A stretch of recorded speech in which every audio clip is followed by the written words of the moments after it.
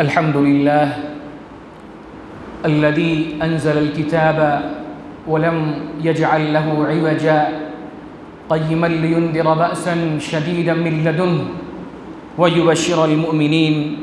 الذين يعملون الصالحات أن لهم أجرا حسنا وأشهد أن لا إله إلا الله وحده لا شريك له وأشهد أن محمدا عبده ورسوله صلى الله عليه وعلى آله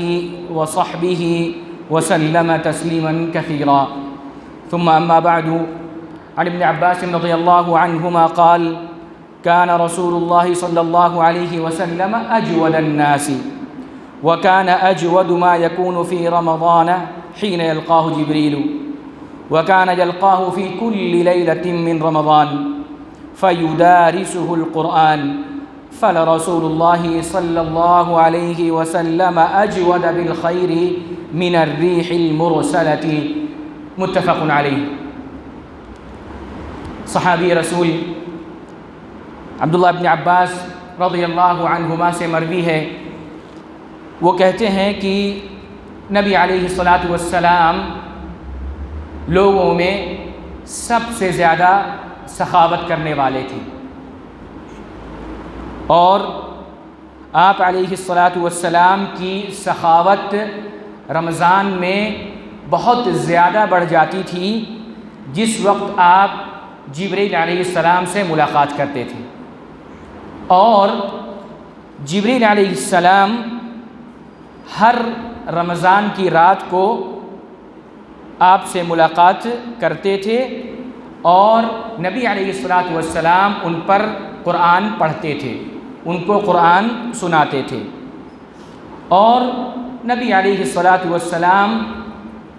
داد و دہش کرنے میں، سخاوت کرنے میں، عطا کرنے میں تیز ہوا سے بھی زیادہ تیز تھے.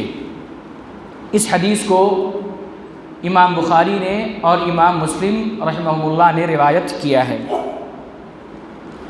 اس حدیث میں لفظ یدارسو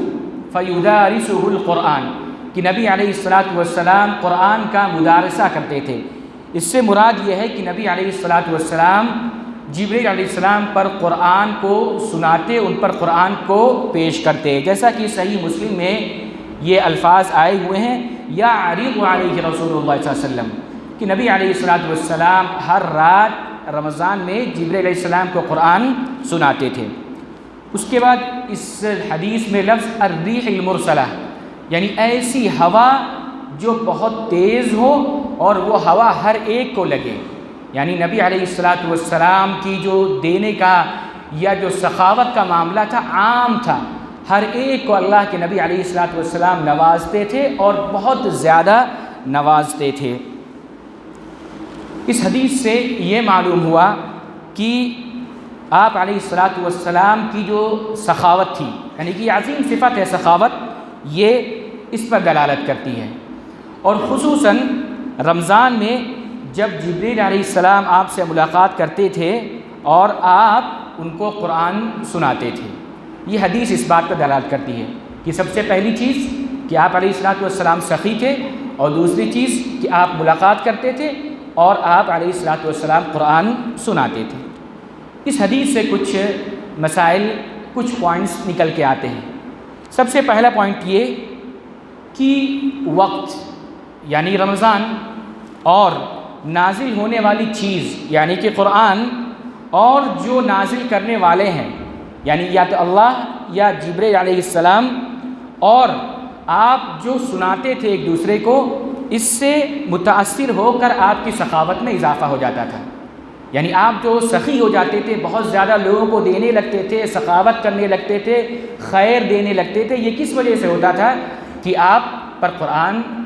ایک تو رمضان کا وقت ہوتا تھا اس لیے، قرآن نازل ہوتا تھا اس لیے، اور جبرائیل علیہ السلام آتے تھے اس لیے، اس سے متاثر ہو کر آپ ایسا کرتے تھے. دوسرا پوائنٹ یہ سمجھ میں آتا ہے کہ آپ عموماً سخی تھے. آپ یعنی رمضان کے علاوہ بھی آپ لوگوں کو بہت نوازتے تھے، بہت دیتے تھے، بہت زیادہ کرم کرتے تھے، بہت زیادہ نوازشیں کیا کرتے تھے. لیکن رمضان میں خصوصیت کے ساتھ آپ کی یہ سخاوت بڑھ جاتی تھی. تیسری چیز یہ معلوم پڑتی ہے کہ جو اللہ کے نبی علیہ الصلوۃ والسلام اور جبریل علیہ السلام قرآن کو آپس میں سنتے سناتے تھے، اس کی حکمت یہ تھی کہ ایمان اور یقین میں اضافہ ہو، ایمان میں یقین میں اضافہ ہو، اور آپ کے درجات، آپ کے مقام یہ کیا ہو جائیں؟ بلند ہو جائیں۔ اس سے یہ بھی معلوم ہوتا ہے کہ کوئی بھی اچھا آدمی، فاضل آدمی مذاکرہ کر سکتا ہے، اگرچہ اس کو ساری چیزیں کیا ہو؟ معلوم ہو۔ نبی علیہ الصلوۃ والسلام کو ساری قرآن کی تعلیمات معلوم تھی، لیکن اللہ کے نبی علیہ الصلوۃ والسلام مذاکرہ کرتے تھے، قرآن کو پیش کرتے تھے۔ اس سے یہ معلوم ہوا کہ کوئی اگر عالم بھی ہے تو مذاکرہ کر سکتا ہے، قرآن سنا سکتا ہے، یہ بہترین عمل ہے، اس سے عبرت اور نصیحت حاصل ہوتی ہے۔ چوتھی چیز اس سے یہ معلوم ہوتی ہے کہ رمضان کے مہینے کی فضیلت ہے، اور اس لیے کہ اس میں نزول قرآن کی ابتدا ہوئی، اور اس کے مذاکرے کی وجہ سے بھی اس کی اہمیت بڑھ جاتی ہے۔ نبی علیہ الصلوۃ والسلام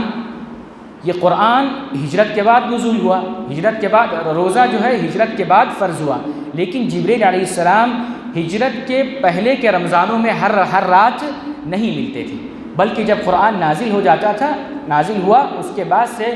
رمضان کے مہینے میں جبریل علیہ السلام ملاقات کیا کرتے تھے۔ ہجرت میں جو رمضان آئے ہیں اس میں نبی علیہ الصلوۃ والسلام حضرت جبریل سے ملاقات نہیں کرتے تھے۔ چھٹی چیز اس سے یہ سمجھ میں آتی ہے کہ قرآن سنانا یہ مستحب ہے، خصوصاً رمضان کے مہینے میں پڑھنا یہ بھی بہت زیادہ مستحب اور پسندیدہ عمل ہے، اس لیے کہ قرآن افضل ذکر ہے، سب سے افضل، سب سے بہتر ذکر کیا ہے؟ یہ قرآن ہے، لہذا قرآن میں پڑھنا ہے، قرآن رمضان میں پڑھنا یہ بہت افضل ہے۔ ساتویں چیز اس سے یہ سمجھ میں آتی ہے کہ بہت سے علماء نے یہ مستحب قرار دیا ہے کہ 7 دنوں سے کم میں قرآن کو ختم نہ کیا جائے، قرآن کو مکمل نہ کیا جائے، یعنی 7 راتوں سے کم میں قرآن کو مکمل نہ کیا جائے، تاکہ کیا ہوگا اس سے کہ جو تدبر ہے، غور و فکر ہے، اس کی فضیلت حاصل ہو سکے۔ 7 دن میں انسان ختم کرے گا تو تدبر سے غور و فکر کر کے وہ پڑھے گا۔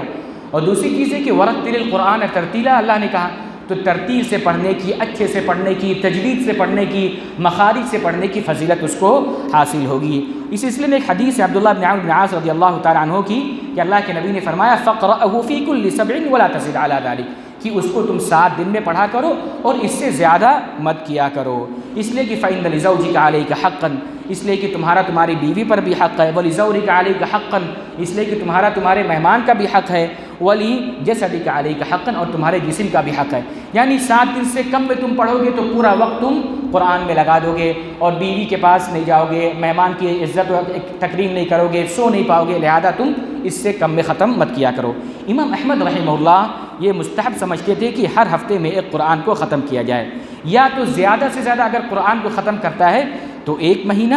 اس لیے کہ یہی مدت نبی علیہ الصلوۃ والسلام نے مقرر کی ہے۔ اللہ کے نبی علیہ الصلوۃ والسلام نے اقرأ القرآن فی شہر، کہ قرآن کو 1 مہینے میں پڑھا کرو۔ اسی طریقے سے ابن قدامہ کہتے ہیں کہ 1 مہینے سے زیادہ ہو جاتا ہے اور قرآن ختم نہیں کرتا ہے تو سمجھ لیجیے کہ وہ سست ہے اور خیر کے کام میں اس کا دل نہیں لگتا ہے۔ اس کے بعد یہ ہے کہ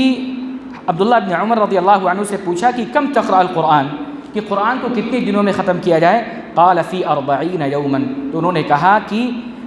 40 دن سے زیادہ، اس سے یعنی 40 دن کی مدت کے اندر ایک قرآن کو مکمل کر لیا جائے۔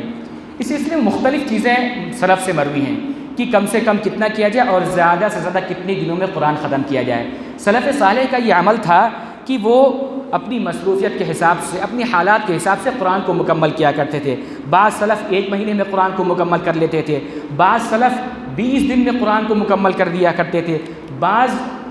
علماء ایسے ہوتے تھے کہ وہ 10 دن میں قرآن کو ختم کر لیا کرتے تھے، اور بعض لوگ 1 ہفتے کے اندر قرآن کو مکمل کر لیا کرتے تھے، کچھ 3 دن کے اندر قرآن مکمل کر لیا کرتے تھے، اور بعض ہمارے سلف سے یہ بھی مروی ہے کہ وہ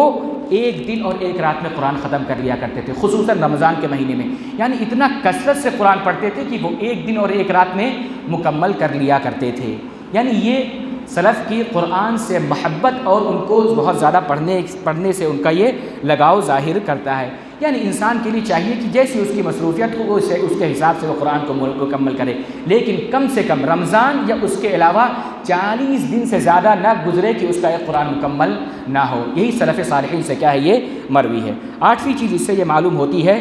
کہ رمضان کی رات اس کے دن سے افضل ہے۔ کیوں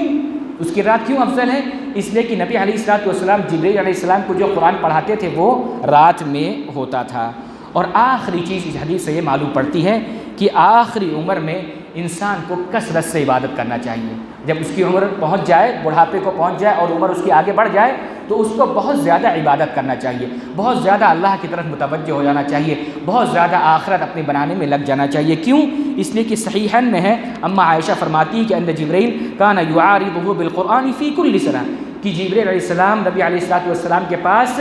ہر دفعہ آتے تھے رمضان میں اور قرآن کا معارضہ کرتے تھے، مدارسہ کرتے تھے، اور ہر سال ایک مرتبہ۔ وَأَنَّهُ قَدْ عَارَضَهُ بِهِ